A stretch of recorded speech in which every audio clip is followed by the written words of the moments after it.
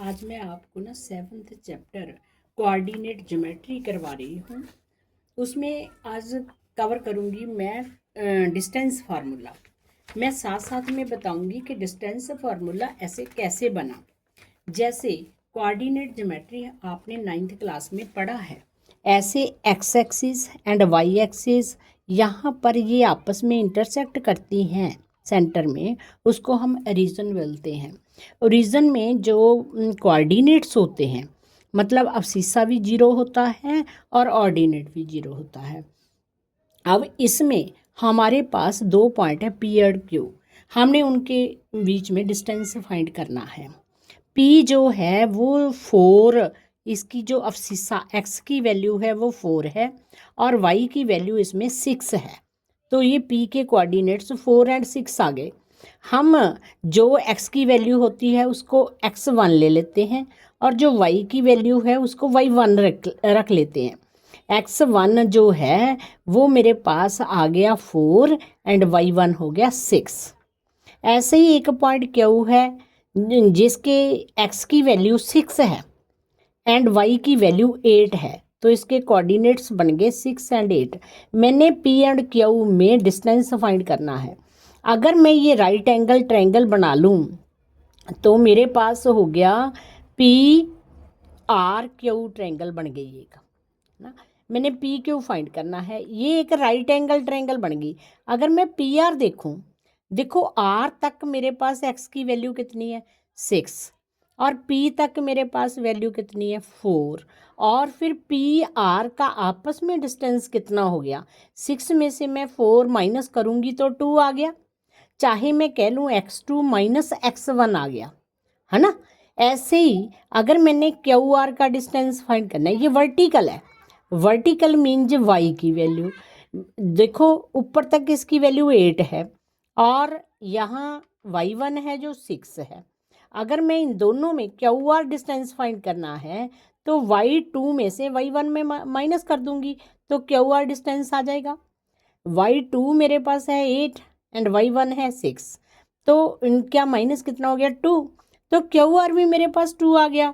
Q R square कितना बन गया 4 का स्क्वायर 2 हो गया, 2 का स्क्वायर 4 बन गया है ना। इसी प्रकार पी आर की वैल्यू मेरे पास 2 आई थी, पी आर स्क्वायर कितना बन गया, ये भी 4 बन गया।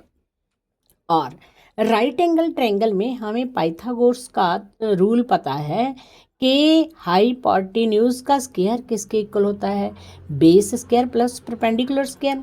ये मेरे पास जो नीचे वाला एक्स एक्सिस का डिस्टेंस है वो कितना था 4 था ना, पी के उसके पी आर स्क्वायर जो है पी आर आया था 2, पी आर स्क्वायर हो गया 4। इसी प्रकार जो y2 माइनस y1 था वो कितना आया था 2, तो 2 का स्क्वायर 4 हो गया, तो पी के स्क्वायर मेरे पास 8 आ गया।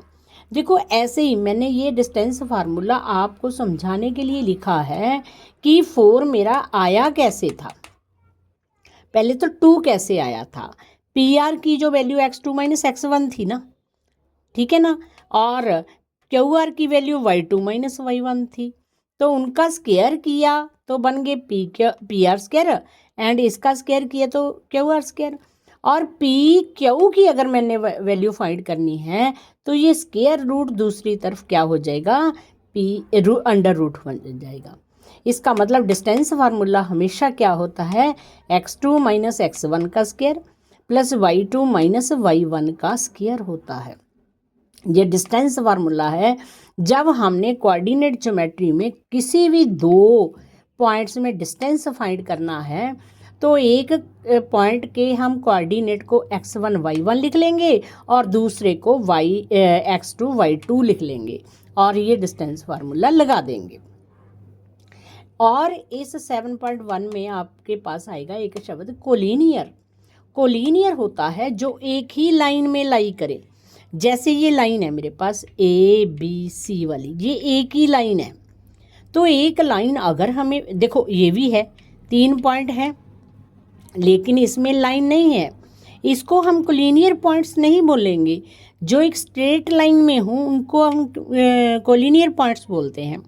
अगर हमें प्रूव करना पड़ जाए भी ये कोलिनियर है या नहीं तो हम कैसे पता करेंगे, देखो हम फाइंड कर लेंगे ए और बी में डिस्टेंस, है ना।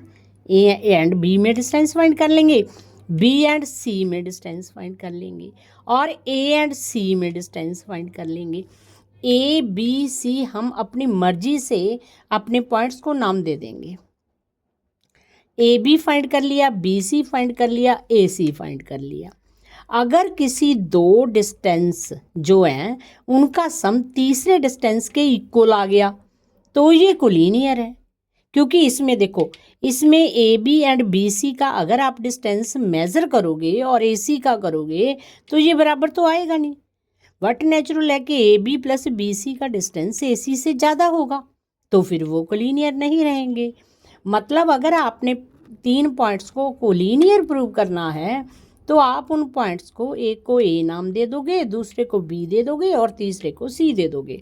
अपनी मर्जी से किसी को भी ए दे सकते हैं, किसी को बी और तीसरे को सी दे सकते हैं। फिर फर्स्ट दो में डिस्टेंस फाइंड कर लो, फिर इन दोनों में डिस्टेंस फाइंड कर लो, और फिर ये टोटल वाला डिस्टेंस फाइंड कर लो।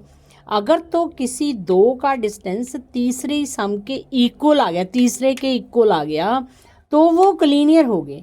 अदरवाइज वो पॉइंट्स हम बोल देंगे कोलिनियर नहीं है। ऐसे ही अगर आपको आइसोसेल्स ट्रायंगल प्रूव करना पड़ गया तो आप कैसे करोगे? आपके पास ये 3 पॉइंट्स तो होंगे, इनके कोऑर्डिनेट्स होंगे, ए के होंगे, बी के होंगे, सी के होंगे। आप इसी प्रकार किसी को भी ए पॉइंट मान लोगे, उसके कोऑर्डिनेट x1 y1 लिख लोगे। ऐसे ही बी ले लोगे, x2 y2 हो जाएंगे, और सी ले लोगे, x3 y3 हो जाएंगे। इनमें भी डिस्टेंस फाइंड कर लोगे, ए बी फाइंड कर लोगे, ए सी फाइंड कर लोगे, बी सी फाइंड कर लोगे। अगर तो दो डिस्टेंस इक्वल आ गए और थर्ड इक्वल ना आया तो आप उसको कहोगे आइसोसेल्स है। अगर कोई भी डिस्टेंस आपस में इक्वल नहीं आया तो स्केलिन ट्रायंगल है। अगर ये तीनों इक्वल आ गए तो हम कह देंगे कि ये इक्विलेटरल ट्रायंगल है। अब आपको क्वाड्रिलेटरल पता है कि जिसकी 4 साइड्स होती हैं वो क्वाड्रिलेटरल होता है, पर क्वाड्रिलेटरल की टाइप, ये कैसा क्वाड्रिलेटरल है? अगर आपने सपोज इसको प्रूव करना है कि क्या ये स्क्वायर है, तो आप क्या करोगे? आप ना चारों साइड्स का डिस्टेंस तो फाइंड करोगे। अगर 4 का डिस्टेंस सेम आ गया, जैसे ए बी का, बी सी का, सी डी का और डी ए का डिस्टेंस सेम आ गया, तो आप कहोगे कि ये इसकी 4 साइड्स इक्वल हैं, पर लेकिन उसको स्क्वायर नहीं मान सकते। 4 साइड्स का डिस्टेंस फाइंड करने पर आप उसको ये नहीं कह सकते कि ये स्क्वायर है। क्यों? क्योंकि 4 साइड्स स्क्वायर में भी इक्वल होती है और रोम्बस में भी इक्वल होती है। तो आप 4 साइड्स इक्वल करके कहोगे कि ये स्क्वायर भी हो सकता है और रोम्बस भी हो सकता है। फिर उन दोनों में क्या डिफरेंस है? जो स्क्वायर होता है उसके डायगोनल आपस में इक्वल होते हैं। फिर इसका मतलब आप ए सी का डिस्टेंस फाइंड करोगे एंड बी डी का डिस्टेंस फाइंड करोगे। अगर तो दो डिस्टेंस आपस में इक्वल आ गए, बी डी और ए सी इक्वल आ गए, तो आप उसको स्क्वायर नाम दे दोगे। अगर ये डायगोनली इक्वल ना आए, डायगोनली आपने ए और सी मतलब एक बीच को छोड़ के करना है, तो अगर डायगोनली इक्वल ना आए तो आप बोल दोगे ये रोम्बस है। ये